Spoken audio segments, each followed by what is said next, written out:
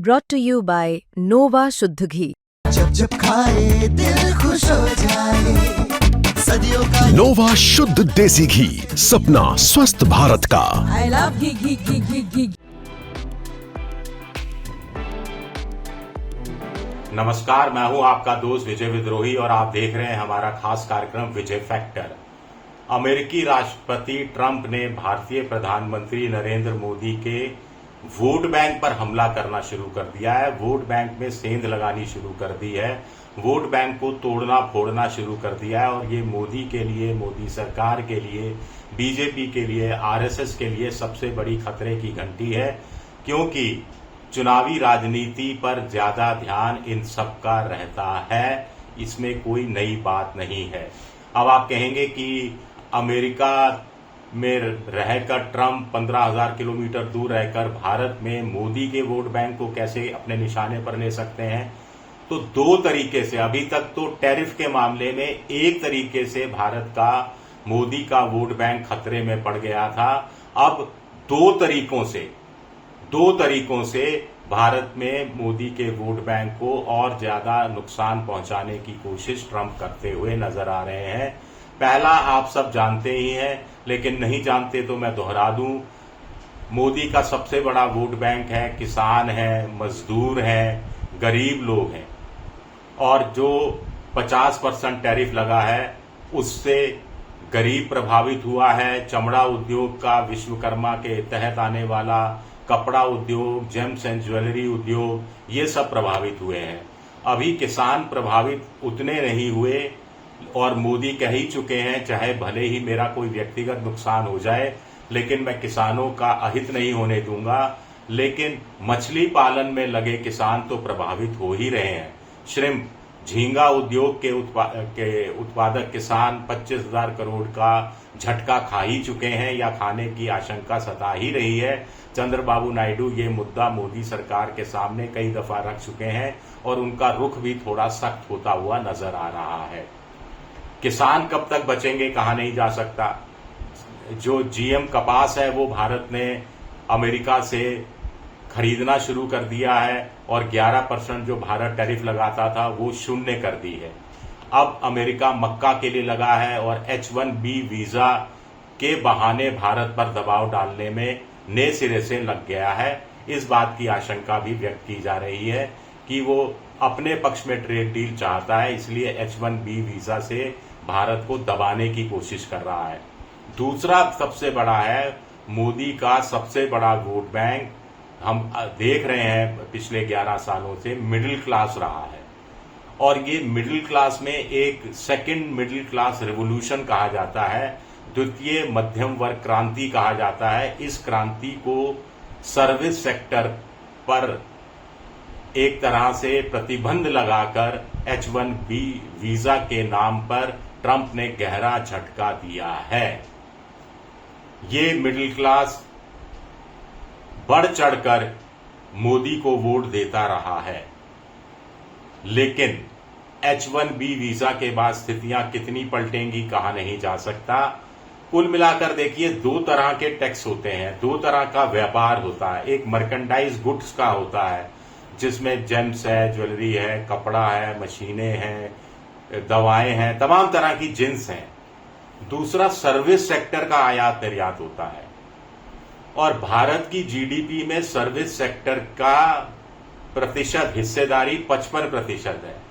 America service sector या service जो खरीदता है दूसरे देशों से, सर्विस सेक्टर की सर्विस, वो दुनिया का सबसे ज्यादा भारत से खरीदता है। यानी भारत सबसे ज्यादा सर्विस सेक्टर के क्षेत्र में अमेरिका को निर्यात करता है और अब H-1B वीजा के कारण इस पर चोट पहुंचनी 100% तय है।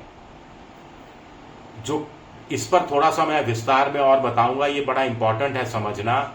लेकिन पहले ये देखते हैं कि कपड़ा उद्योग, चमड़ा उद्योग, जेम्स एंड ज्वेलरी, इनको रियायत देने की भारत सरकार घोषणाएं कर रही है।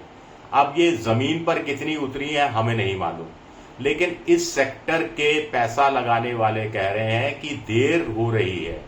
जैसे जैसे देर होती जाएगी अमेरिका से ट्रेड डील साइन करने में, वैसे वैसे कपड़ा उद्योग के ऑर्डर, चमड़ा उद्योग के ऑर्डर जो अभी एबियंस में रखे हुए हैं वो सब अमेरिका रद्द कर देगा। अमेरिका के आयातक रद्द कर देंगे, कुछ तो रद्द कर भी चुके हैं, और वो भारत के बदले बांग्लादेश को ऑर्डर दे देंगे, वियतनाम को ऑर्डर दे देंगे, पाकिस्तान को ऑर्डर दे देंगे, श्रीलंका को ऑर्डर दे देंगे, चीन को ऑर्डर दे देंगे, दक्षिण कोरिया को ऑर्डर देंगे, और भारत हमेशा हमेशा के लिए इस रेस में पिछड़ जाएगा।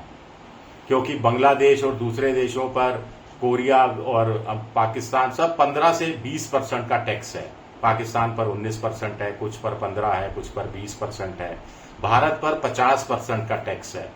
अगर अमेरिका वार्ता शुरू करने से पहले 25% की पेनल्टी खत्म कर देता तो एक पॉजिटिवनेस आती, लेकिन ट्रंप ने ये भी नहीं किया। और अब जैसे सर्विस सेक्टर है, दो तरह का इसमें, जो मैं आपको थोड़ा सा बताने की कोशिश करूं, ये जो journal agreement on trade in services है, गैट्स है, GATS, इसका मोड 4 कहता है कि कोई इंडिविजुअल IT सेक्टर का या दूसरे सेक्टर का, उसका मूवमेंट होता है एक देश से दूसरे देश, और आमतौर पर दोनों देशों को ऐतराज नहीं होता है। लेकिन भारत का यूके के साथ जब ट्रेड डील हुई अभी, उसमें अब यूके ने कहा कि साहब इमिग्रेशन, एंटी इमिग्रेशन की फीलिंग्स आ रही हैं यूके में, वहां की जनता नहीं चाहती कि दूसरे देशों से लोग हमारे यहाँ काम करने आए, तो इसलिए हम ये मोड 4 को थोड़ा साइड में रखते हैं। यानी यूके के अंदर भारत का IT सेक्टर जिस तेजी से पैर फैला सकता था, उस पर रोक लग गई। अब पिछले 10 सालों में क्या हुआ है, 2000 से लेके 2010 के बीच में क्या हुआ कि जो मिडिल लेवल जॉब थे, मिडिल क्लास के लोगों के सबसे लुभावने job, middle level job, America हो चाहे यूरोपियन यूनियन हो, वहां करीब करीब खत्म हो गए हैं। और अब मोड 1 की जो सर्विस है, मोड 1 की सर्विस गैट्स के अंदर, उस पर भी खतरे के बादल लटकने शुरू हो गए हैं। WTO का मोड 1 कहता है क्रॉस बॉर्डर सप्लाई सर्विसेज की, जिसमें एक देश से दूसरे देश में सर्विस प्रोवाइड की जाती है, और सर्विस प्रोवाइडर का फिजिकल प्रेजेंस होना जरूरी नहीं है, और जो सर्विस रिसिप्ट कर रहा है, रेसिपिएंट है, उसका भी फिजिकल प्रेजेंस होना जरूरी नहीं है। यानी कॉल सेंटर के माध्यम से एक तरह से जो काम चलता है वो इसकी श्रेणी में आता है। तो ये भी इससे बड़ा प्रभावित हो रहा है। तो ये कुल मिलाकर मोदी सरकार के लिए ट्रंप ने दोहरी खतरे की घंटी बजा दी है। H1B वीजा का असर सिर्फ चंद लोगों पर, आप कह सकते हैं 3 लाख, 2.5 लाख, 2 लाख छात्रों पर असर पड़ेगा, क्या फर्क पड़ता है, वैसे ही वो अमेरिका चले जाते हैं, वोट देने तो आते नहीं, मोदी जी पर क्या फर्क पड़ता है। लेकिन सबसे बड़ी बात है, ये न्यू मिडिल क्लास रिवोल्यूशन का हिस्सा है, और ये जो नया मिडिल क्लास है वो बढ़ चढ़कर मोदी का दीवाना है, प्रशंसक है, भक्त है, वोटर है। अब उसकी उम्मीदें, उनकी महत्वाकांक्षाओं, उनकी आशाओं, उनके सुनहरे भविष्य पर ट्रंप चोट पहुंचा रहे हैं, तो उसका खामियाजा कहीं ना कहीं मोदी को उठाना पड़ेगा, ये बात कही जा रही है। शुक्रिया मेरा ये वीडियो देखने के लिए, बहुत बहुत शुक्रिया।